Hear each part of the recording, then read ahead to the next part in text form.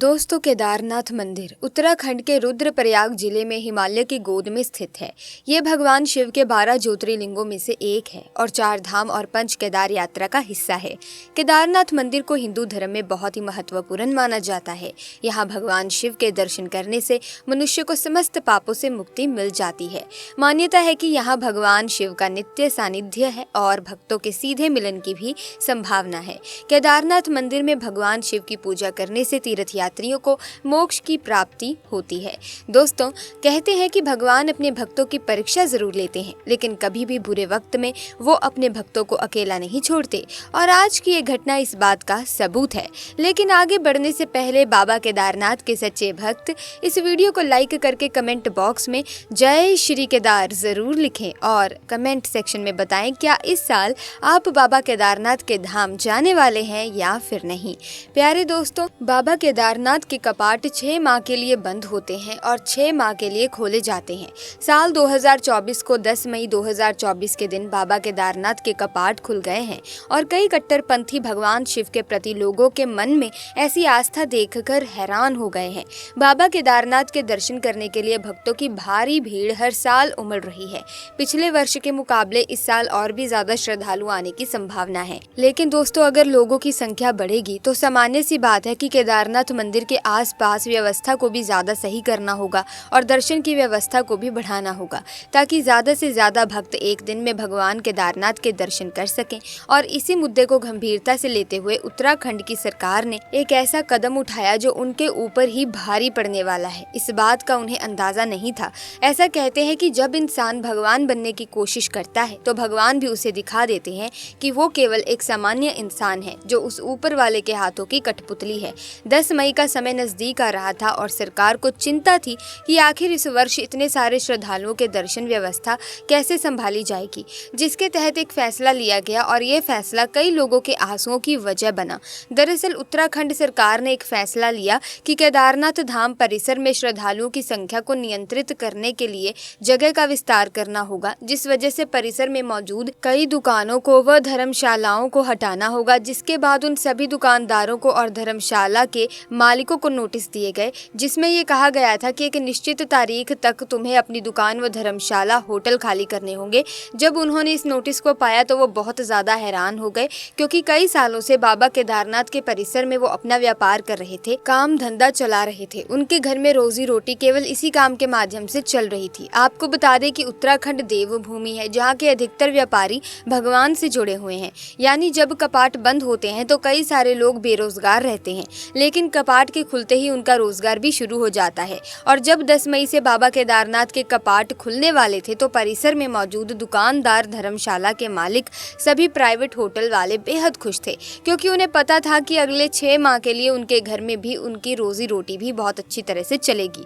लेकिन सरकार ने उस परिसर के दुकान वालों को जो नोटिस भेजा, उसे देखकर उनके पैरों तले जमीन खिसक गई। जिसके बाद कई दुकानदारों ने मिलकर इस निर्णय के खिलाफ धरना प्रदर्शन किया। उनका ऐसा भी कहना था कि अगर उनकी दुकान को नुकसान पहुंचा या उनके साथ अन्याय हुआ तो वो 10 मई को होने वाली 4 धाम यात्रा का पूरी तरह से विरोध करेंगे, ना किसी धर्मशाला को खुलने देंगे और ना ही खाने पीने की कोई व्यवस्था होने देंगे।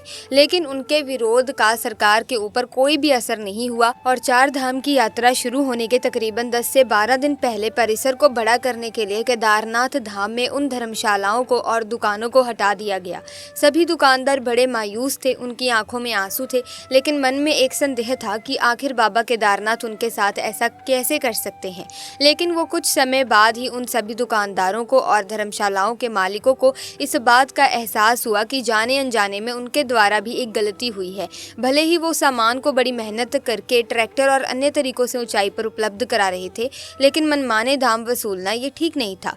उन्हें भी अपनी गलती का एहसास हुआ और उन्होंने बाबा केदारनाथ से क्षमा याचना कर ली और सरकार द्वारा नियमित आदेश अनुसार हर चीज को आगे उपलब्ध कराने का वचन दिया। कहते हैं कि भक्त जब मनमाने आचरण करने लगता है तो भगवान उसकी परीक्षा लेते हैं, लेकिन जब वो अपनी गलती स्वीकार कर लेता है तब भोले बाबा अपना भोलापन दिखाते हुए उन्हें बहुत जल्दी माफ भी कर देते हैं।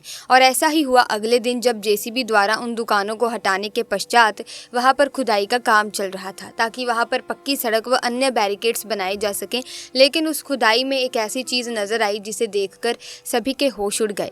जब जेसीबी द्वारा केदारनाथ के उस परिसर में खुदाई खुदाई की जा रही थी, तभी वहां पर 5000 साल पुराना और एक अति प्राचीन मुकुट उन्हें प्राप्त हुआ। इसके बाद इसकी सूचना अधीक्षक को दी गई। जब उसने इस मुकुट को देखा तो समझ चुका था कि ये काफी प्राचीन मुकुट है। जिसके बाद केदारनाथ के काफी पुराने और सिद्ध पुजारी महाराज को वहां बुलाया गया और मुकुट उन्हें दिखाया गया। तब उन्हें मुकुट की असलियत पहचानते हुए कहा कि यहीं पर समीप पास ही में एक भैरव बाबा का मंदिर है। साल 2013 में जो त्रासदी बाबा केदारनाथ के दरबार में आई थी, उस भयंकर आपदा में पूरा केदारनाथ तहस नहस हो गया।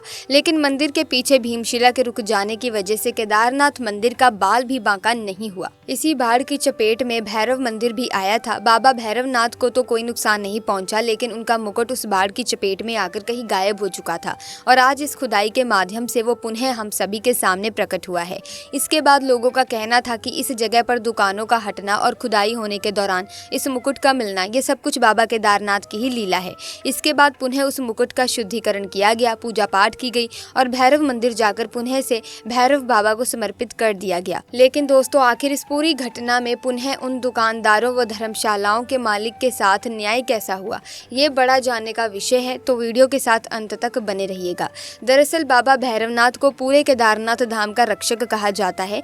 कभी भी केदारनाथ धाम में कुछ भी गलत होता है तो भैरव बाबा उसे जरूर रोकते हैं या भक्तों की रक्षा जरूर करते हैं। एक दिन रात्रि के समय भैरव बाबा उस मुख्य पुजारी के सपने में आए और कहा कि उस क्षेत्र की दुकान एकदम सही सलामत रहनी चाहिए और किसी भी धर्मशाला के मालिक को कोई समस्या नहीं होनी चाहिए। सुबह उठते से ही उस मंदिर के मुख्य पुजारी ने अपने सपने के बारे में सभी को बताया। क्योंकि वो काफी पुराने पुजारी थे, सभी लोग उनकी इज्जत करते थे, तो सरकार को भी उनके आदेश को मानना पड़ा। इसके बाद उस स्थान पर अतिक्रमण का कार्य रोक दिया गया, लेकिन दुकान और धर्मशाला तोड़ी जा चुकी थी, जिस वजह से सभी दुकानदारों और धर्मशाला के मालिकों को एक अच्छा खासा मुआवजा दिया गया ताकि वो केदारनाथ परिसर के आसपास ही उन्हें पुनः दुकान में धर्मशालाओं के लिए जमीनें प्रदान की गई। तो दोस्तों, आप नीचे कमेंट बॉक्स में बताएं कि क्या आप इस साल केदारनाथ जाने वाले हैं या नहीं। इस घटना से आपको क्या सीख मिली, नीचे कमेंट्स में जरूर बताना। साथ ही वीडियो को लाइक करें, शेयर करें, चैनल को सब्सक्राइब करें। आपका बहुत बहुत धन्यवाद। जय श्री केदार।